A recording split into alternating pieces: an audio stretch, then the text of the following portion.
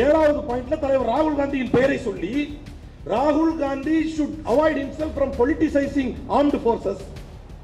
நீங்க ஆட்சிக்கு வந்தால், காங்கிரஸ் ஆட்சிக்கு வந்தால் நாங்க அக்னிபத் திட்டத்தை ஒழிப்போம் என்று சொல்கிறீர்கள். ராகுல் காந்தி ராணுவத்தை அரசியல் செய்வதை விட்டு நிறுத்திக் கொள்ள வேண்டும் என்று தலைவர் ராகுல் காந்தியின் பெயரை சொல்ல தெரிந்த உங்களுக்கு தேர்தல் ஆரம்பித்த நாள் முதல் 2 எருமாடு இருந்தா ஒரு எருமாடை பிடிச்சி முஸ்லிம்களுக்கு கொடுத்துருவாங்க. குஸ்பைட்டோம், இவர்கள் எல்லாம் இன்ஃபில்ட்ரேட்டர்ஸ், இவர்கள் எல்லாம் ஊடுருவல்வாதிகள், இவர்கள் நிறைய பிள்ளையை பெற்றுக் கொள்ளக்கூடியவர்கள், இவர்கள் ராமர் கோவிலில் பாபர் பூட்டை போட்டு விடுவார்கள், இவர்கள் உங்களுடைய சொத்துக்களை பிடிங்கி இஸ்லாமியர்களுக்கு கொடுத்து விடுவார்கள் என்று பச்சை பகிரங்கமாக பேசி வந்த நரேந்திர மோடியின் பெயரை ஒரு முறை கூட சொல்வதற்கு துணிவில்லாத தேர்தல் ஆணையத்தை எதிர்த்துத்தான் இவ்வளவு பெரிய வெற்றியை தலைவர் ராகுல் காந்தி இந்த தேசத்திற்கு சமர்ப்பணம் செய்திருக்கிறார். தலைவர் ராகுல் காந்தி ஏன் வரலாற்று பக்கங்களில் இடம்பெறுவார் என்றால், இப்படிப்பட்ட ஒரு சர்வாதிகாரியை எப்போதுமே நீங்க வரலாற்று புத்தகத்தை படிச்சு பாருங்க, சர்வாதிகாரம் உச்சத்துக்கு போய் தான் கீழே இறங்கும். உச்சத்துக்கு போய் ஒரு பெரிய ஆட்டம் போட்டு பல உயிர்களை பலி கொடுத்த பிறகு கீழே இறங்கும்.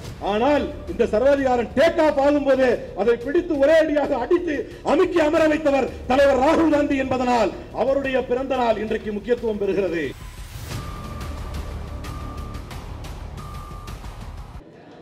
தலைவர் ராகுல் காந்தி அவர்களுடைய இந்த பிறந்த நாள் விழாவில் உண்மையிலேயே காங்கிரஸ் இந்த இந்தியா கூட்டணி ஆட்சிக்கே ஒரு கால் வந்திருந்தாலும் இவ்வளவு எழுச்சியோடும் இவ்வளவு மகிழ்ச்சியோடும் மக்கள் இருந்திருப்பார்களா என்று தெரியவில்லை. மாறாக ஒரு சர்வாதிகாரியை அவன் பிடரியை பிடித்து அவன் அப்படியே உட்கார வச்சு நீங்க எந்த கான்ஸ்டிடியூஷனை மாத்திருவீங்கன்னு சொன்னீங்களோ, எங்களுக்கு ஃபுல் மெஜாரிட்டி அல்லது 400 மார்க் நாங்க கிராஸ் பண்ணிட்டா, அப்கி பார் 400 பார்னு நாங்க 400 மார்க் கிராஸ் பண்ணிட்டா, ஏன்னா இவர்கள் லாபகமாக என்ன சொன்னார்கள் என்றால் மாத்துவோங்கிற வார்த்தையை சொல்லிட்டு, அதாவது மாத்திரத்துக்கும் இங்கிலீஷ்ல வார்த்தை இருக்கு, திருத்தம் செய்வோம் என்பதற்கும் இங்கிலீஷ்ல வார்த்தை இருக்கு.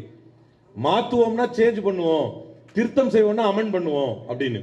திருத்தம் செய்வது தவறல்ல, ஆனால் இவர்கள் தொடர்ந்து சொன்னது என்னவென்றால் நாங்க கான்ஸ்டிடியூஷனை மாத்துவோம் என்று விஷமத்தனத்தோடு பேசினார்கள். தன்னுடைய கையிலே இந்த தேசத்தின் உயிர்நாடி புத்தகமாக கருதப்படக்கூடிய கான்ஸ்டிடியூஷனை, அரசமைப்பு சட்டத்தை தன்னுடைய கையிலே ஏந்தி சிகப்பு கலர்ல அந்த புக் இருந்துச்சு.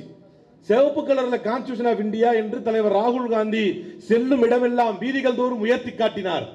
உடனே அசாம்ல இருக்க ஒரு கிறுக்கன் ஹிமந்தா பிஸ்வா சர்மா என்கின்றது சிஎம், ராகுல் காந்தி கையில் இருக்கிறது சைனாவுடைய கான்ஸ்டிடியூஷன், ஏன்னா அது சிவப்பு கலர்ல இருக்குது அப்படின்னா. இவர்களுடைய அறிவுக்கு அவ்வளவுதான் பொருத்தும். அதுக்கப்புறம் மக்கள் கோடிட்டு காட்டினார்கள், இதே சிவப்பு கலர் கான்ஸ்டிடியூஷனை உங்களால் அமித்ஷா வச்சிருக்காரு பாருங்க அப்படின்னு. அவர் கையிலே அதே சிவப்பு கலர் கான்ஸ்டிடியூஷன் இருக்குது, அப்ப இதுவும் சைனாவுடைய கான்ஸ்டிடியூஷனா அப்படின்னு. இப்படி தான் செல்லும் இடமெல்லாம் நீங்கள் எதை வீழ்த்து, ஏன்னா எல்லாருக்கும் ரொம்ப ஆச்சரியம் என்னன்னா, யூபியில் அயோத்தியில் ஃபைசாபாத்தில் இவர்கள் தோற்று, இங்க எல்லாரும் ஒன்றை மறந்து விட்டார்கள். மக்கள் அதை கேட்டார்கள் இதை கேட்டார்கள் என்று. அதுவல்ல, தன்னுடைய பாதங்களால் இந்த தேசத்தை அளந்து மகாத்மா காந்திக்கு பின்னால் ஒரு காந்தி இந்த மண்ணிலே நடைபயணம் மேற்கொண்டு மக்களை சந்தித்து லவ் வில் கான்கர் ஹேட் என்றார். இது விளையாட்டு கிடையாது, இதுக்கெல்லாம் பெரிய மனசு வேணும், பெரிய தைரியம் வேணும். ஏன்னா எல்லாருக்கும் தெரியும் யூபியில எப்படி போலரைஸ் ஆயிருந்தா மக்கள் அப்படின்னா, நான் சமீபத்தில் கேரவன் என்கின்ற ஒரு பத்திரிகை ஆர்டிகளை படிச்சேன். அதுல ஒருத்தர் அவன் என்ன சொல்றான்னா, இன்னைக்கு இந்த வாட்டி நான் பிஜேபி ஓட்டு போட மாட்டேங்கிறான், எனக்கு அது பயமா தெரியல, அவனுக்கு பெரிய அதிருப்தி இருக்கு பிஜேபி மேல. நான் அதுக்கு பல காரணங்கள் சொல்றான்.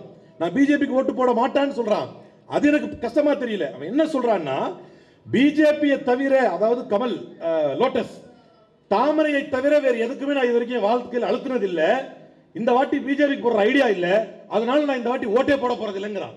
இது ஜனநாயகத்துக்கு ஆபத்து, இது எவ்வளவு பெரிய ஆபத்து இது. அப்படிப்பட்ட உத்தரப்பிரதேசத்தில் வெறுப்பை உடைத்து அன்பை விதைத்து இவ்வளவு பெரிய வெற்றியை தலைவர் ராகுல் காந்தி கொண்டு வந்திருக்கிறார் என்றால் அவருடைய நடைபயணம். அவருடைய பேட்டியில சொன்னார், நான் 2வது நாள் நடக்கும்போதே யோசிச்சேன், என் முட்டி வலிக்க ஆரம்பித்தது, என்னால் நடக்க முடியுமா என்று நினைத்தேன். ஆனால் மக்கள் தந்த ஆதரவும் அன்பும் என்னை ஊக்குவித்தது. லவ் வில் கான்கர் ஹேட், இந்த வெறுப்பை என்னுடைய அன்பு நிச்சயமாக முறிக்கும் என்றார். முறித்து காட்டினார். சிரித்த முகத்தோடும் பூரித்த முகத்தோடும் ஆணவ பண்போடும் அரியணை ஏறி அமர்ந்தவர்களுடைய முகங்கள் எல்லாம் இன்றைக்கு வாடி போயிருக்கிறது. அவங்க வாழ்க்கையிலேயே அவங்க பண்ணாததான் இப்ப பண்ணிட்டு இருக்காங்க. ஏதாவது ஒன்று செய்யணும்னா ஒரு பக்கம் சந்திரபாபு நாயுடுவையும் இன்னொரு பக்கம் பல்டிகுமார் என்று மக்களால் அன்போடு அழைக்கப்படக்கூடிய நிதிஷ்குமார் அவர்களையும் ஒரு லெவலுக்கு மேல அவரையும் நாம் விமர்சிக்க முடியாது. நாளை எப்போதும் இந்தியா கூட்டணிக்கு அவர் வரலாம், அவருடைய வருகை நமக்கு தேவைப்படலாம் என்று மக்களால் சொல்லப்படக்கூடிய அவரையும் இரண்டு பேரையும் ஆலோசித்துத்தான் நான் ஒரு விவாதத்திலே கலந்து கொண்டிருக்கும் பொழுது ஒருவர் குபீர் காமெடி அடித்தார். பாஜக காரர், நாங்கள் எப்போதும் எல்லோரையும் ஆலோசித்துத்தான் செய்வோம் என்றார். அப்போது நான் கேட்டேன், சிரோமி அகாலி தளத்திலே நீங்கள் ஆலோசிக்காமல் முடிவெடுத்ததுதான் ஃபார்ம்லாஸ், விவசாய சட்டங்கள். 3 விவசாய சட்டங்களை நீங்கள் ஆலோசிக்காமல் முடிவெடுத்ததனால் அவர்கள் அமைச்சரவையில் இருந்தும் கூட்டணியில் இருந்தும் வெளியேறினார்கள். அது எல்லாத்தோட பெரிய பியூட்டி என்னன்னா நான் அடிக்கடி சொல்வேன், கல்யாண வீட்டுனா நானே மாப்பிளையாக இருப்பேன், சாவு வீடுனா நானே பணமாக இருப்பேன் என்று நினைக்கக்கூடிய ஒரு பிரதமரை பெற்றிருக்கிறோம். இவர் என்ன செய்து விட்டார்? give me 50 days, burn me alive if I am wrong என்றார். எனக்கு 50 நாள் கொடுங்க, நான் செஞ்சது தப்புனா என்ன உயிரோட கொடுத்துங்கன்னார். எப்போ? பணமதிப்பிழப்பீட்டின் போது சொன்னார், எனக்கு 50 நாள் கொடுங்க, நான் செஞ்சது தப்பென்றால் என்னை உயிரோடு கொளுத்துங்க என்றார். உச்ச நீதிமன்றத்திலே வழக்கு வந்த போது அறிவித்தார்கள், உச்ச நீதிமன்றத்திலே தெரிவித்தார்கள், பணமதிப்பிழப்பீடை பற்றி அன்றைக்கு நிதியமைச்சராக இருந்த நிதியமைச்சருக்கே தெரியாது என்று. இவர் எல்லாரையும் ஆலோசிப்பாராம். இப்படிப்பட்ட ஒரு நபரை, இந்த வெற்றி ஏன் கொண்டாடப்படுகிறது? தலைவர் ராகுல் காந்தி ஏன் வரலாற்று பக்கங்களில் இடம்பெறுவார் என்றால், இப்படிப்பட்ட ஒரு சர்வாதிகாரியை எப்போதுமே நீங்க வரலாற்று புத்தகத்தை படிச்சு பாருங்க, சர்வாதிகாரம் உச்சத்துக்கு போய் தான் கீழே இறங்கும். உச்சத்துக்கு போய் ஒரு பெரிய ஆட்டம் போட்டு பல உயிர்களை பலி கொடுத்த பிறகு கீழே இறங்கும். ஆனால் இந்த சர்வாதிகாரம் டேக் ஆஃப் ஆகும்போது அதை பிடித்து ஒரே அடியாக அடித்து அமுக்கி அமர வைத்தவர் தலைவர் ராகுல் காந்தி என்பதனால் அவருடைய பிறந்த நாள் இன்றைக்கு முக்கியத்துவம் பெறுகிறது. இவர்களுடைய ஆணவத்திற்கு பூட்டு போடப்பட்டிருக்கிறது. இன்றைக்கு இவர்கள் விழிபிதுங்கி நிற்கிறார்கள். எந்த கான்ஸ்டிடியூஷனை மாற்றி விடுவோம் என்றார்களோ, ரியா குமாரி என்கின்ற ராஜஸ்தானுடைய துணை முதல்வர் சொன்னார், எங்களுக்கு 400 சீட்ஸ் கொடுத்தா நாங்க கான்ஸ்டிடியூஷனை மாத்திடுவோம் என்றார்கள். அதே கான்ஸ்டிடியூஷனை கையில் எடுத்து தலையில் வைத்து கும்பிட வைத்தவர் தலைவர் ராகுல் காந்தி என்பது வரலாற்று பக்கங்களிலே இடம்பெறும். எனவே இன்றைக்கு தலைவர் ராகுல் காந்தி அவருடைய பிறந்த நாள் என்பது என்னிடத்திலே கேட்டார்கள். இன்னைக்கு வாய்ஸ் ஆஃப் சவுத் என்கின்ற ஒரு யூடியூப் சேனல் வந்து கேட்டாங்க, ஒரு இன்டர்வியூ எடுக்கணும்னு, எப்படி பாக்குறீங்க அப்படின்னு. கொண்டாட்ட மனநிலையோடு பார்க்கிறோம். நம்முடைய தலைவர் செல்வ பெருந்தகை அவர்கள் பொதுக்குழுவை அறிவித்தார்கள், ஆட்சி கட்டளை பிடிக்கல, ஆனா இவ்வளவு சந்தோஷமா இருக்கீங்க. ஏன்னா உண்மையிலேயே பதில் சொல்லணும்னா எனக்கே அது தெரியல, நம்மளுக்கே அது புரியல. ஆட்சியை பிடிக்காவிட்டாலும் ஏன் மகிழ்ச்சியாக இருக்கிறோம் என்றால் தலைவர் ராகுல் காந்தி நமக்கு கற்றுக் கொடுத்திருக்கிறார், ஜனநாயகம் வெற்றி அடைந்து விட்டது. கட்சி வெற்றி அடைந்ததோ அதை ஆட்சி கட்டளை பிடித்தோமோ தெரியாது, ஜனநாயகம் வெற்றி அடைந்திருக்கிறது. இவ்வளவுக்கும் கடைசி நேரத்திலே தேர்தல் ஆணையர்களை நியமிக்கும் முறைமைகளை மாற்றினார்கள்.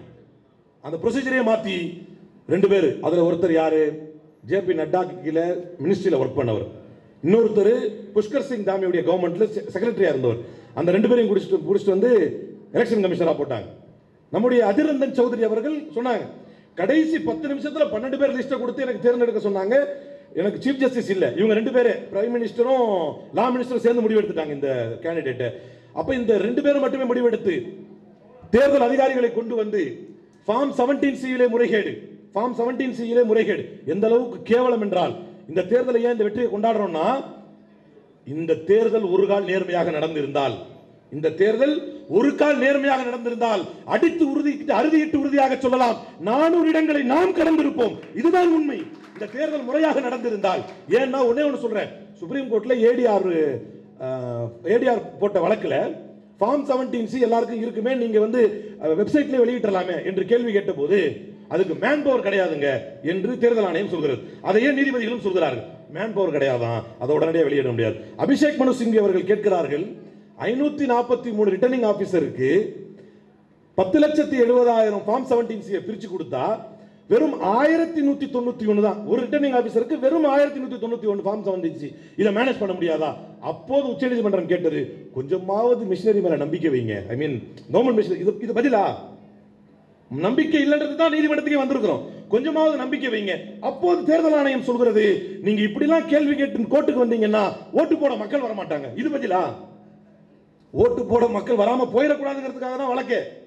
இப்படியெல்லாம் செய்து, ஏன்னா கோர்ட்ல நடந்த கொடூரம் என்னவென்றால், வழக்கு போட்டவர்கள் 6% ஓட்டு வித்தியாசம் இருக்குங்கிறாங்க. ஓட்டர் டர்ன் அவுட் டிக்ளரேஷன் வந்து 6% சொல்லிட்டு போறோம் 60ன்னு, அப்புறமா அறிவிக்கிறோம் 66ன்னு. என்னங்க 6% வித்தியாசம் இருக்கு. உடனே உச்சநீதிமன்றத்தில் வந்து தேர்தல் ஆணையம் சொல்கிறது, 6% இருக்காது, ஒரு 1.5% இருக்கும். எப்படி? என்ன கேள்வி கூத்து பாருங்க. தேர்தல் ஒரு கேள்வி கூத்து உங்களுக்கு, கடைசியில் வந்து ஒரு 10 கமாண்ட்மெண்ட்ஸ் மாதிரி ஒரு 10 உத்தரவுகள் கொடுத்தார்கள் தேர்தல் ஆணையம். அப்போது நான் புதிய தலைமுறையில் பேசும்போது என்கிட்ட கேட்டாங்க, எல்லாருக்கும் பொதுவாக தானே சொல்லியிருக்கிறாங்க. சரிதாங்க, அதில் 7வது பாயிண்ட் பாருங்க. 7வது பாயிண்ட்ல தலைவர் ராகுல் காந்தியின் பெயரை சொல்லி, ராகுல் Gandhi should avoid himself from politicizing armed forces. நீங்க ஆட்சிக்கு வந்தால், காங்கிரஸ் ஆட்சிக்கு வந்தால் நாங்க அக்னிபத் திட்டத்தை ஒழிப்போம் என்று சொல்கிறீர்கள். ராகுல் காந்தி ராணுவத்தை அரசியல் செய்வதை விட்டு நிறுத்திக் கொள்ள வேண்டும் என்று தலைவர் ராகுல் காந்தியின் பெயரை சொல்ல தெரிந்த உங்களுக்கு தேர்தல் ஆரம்பித்த நாள் முதல் 2 எருமாடு இருந்தா ஒரு எருமாடை பிடிச்சி முஸ்லிம்களுக்கு கொடுத்துருவாங்க.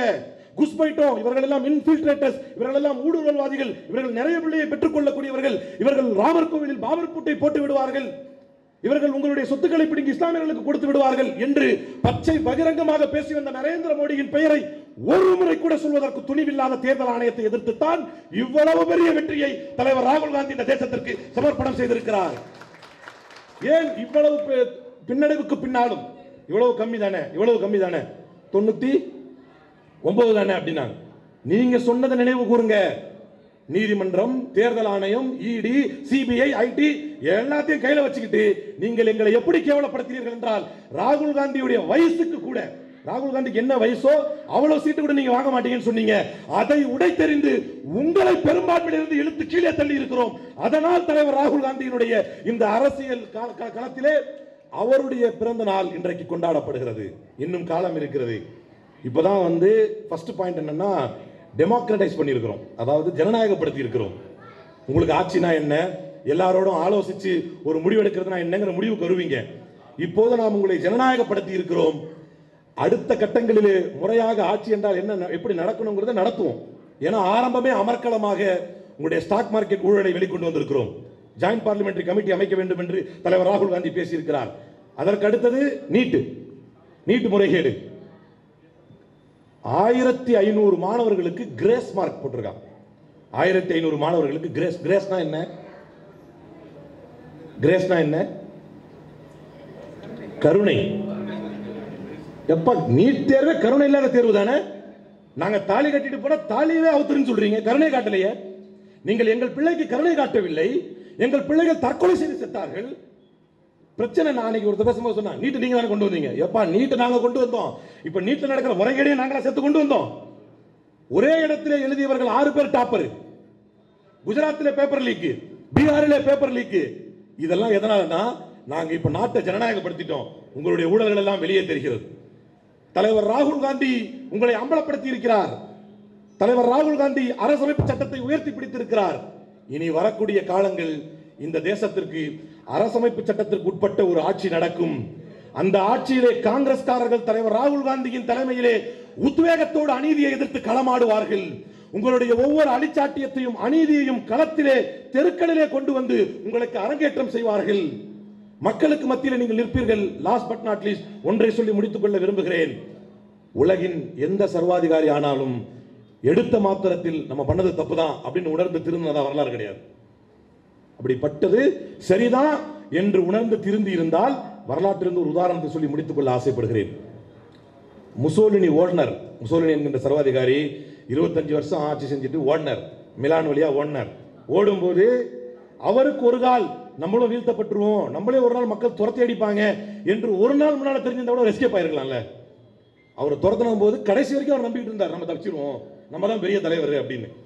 ஓடுகின்ற முசோலினியையும் அவர் மனைவி பெட்டாச்சியையும் அவரோடு சேர்த்து அவருடைய 25 மந்திரிகளையும் மொத்தம் 27 பேரையும் தலைகீழாக தொங்கவிட்டு அடித்தது வரலாறு. சர்வாதிகாரிகளை தலைகீழாக தொங்கவிட்டு the cops were spat and beaten என்று வரலாறு சொல்கிறது. தலைகீழாக தொங்கிய அந்த பிணங்கள் முசோலினியை தலைகீழாக தொங்கவிட்டு எச்சிலால் துப்பி செருப்பால் அடித்து அந்த மக்கள் இறந்த பிணத்துக்கும் அப்படி ஒரு மரியாதையை செய்தார்கள். சர்வாதிகாரிகள் கடைசி வரை திருந்துவதில்லை. உங்களை திருத்துவதற்கான ஒரு மக்கள் தலைவர் உருவாகி வந்திருக்கிறார். அரசியல் ரீதியாக ஆட்சியை பிடிக்காவிட்டாலும் ஜனநாயக ரீதியாக நாம் பெற்றது வெற்றிதான் என்று தொண்டர்களை நம்ப வைக்கக்கூடிய ஒரு தலைவர் வந்திருக்கிறார். அப்படின்னா இது ஒரு வரலாற்று புரட்சி. அந்த வரலாற்று புரட்சியின் பக்கங்களில் இடம்பெற்ற தலைவர் ராகுல் காந்தியின் பிறந்த நாளை மகிழ்வோடு இந்த வருடம் முழுக்க கொண்டாடுவோம். எனக்கு தெரிய 3 மாசம் தாண்டுமான்னு தெரியாது இந்த ஆட்சி. தலைவர்கள் எல்லாம் நாம வந்து ஒரு பொடியன் 3 மாசங்கிறாங்க. நான் போய் ஒரு சேனல்ல சொன்னேன், மார்க் மை வேர்ட்ஸ். அவர் உடனே மார்க் மை வேர்ட்ஸ்னா நீங்க திரும்ப வந்து பதில் சொல்றீங்களான்னாரு. நீங்க வேணா பாருங்க 3 மாசம் தாண்டாதுன்னு தலைவர்கள் சொன்னார்கள் 6 மாசம் 1 வருஷம்னு. எது எப்படி நம்மளுக்கு ஒரு வாய்ப்பு இருக்கு இடையில. இந்த 5 வருஷத்துல நம்மளுக்கு ஒரு வாய்ப்பு கண்டிப்பா இருக்கு.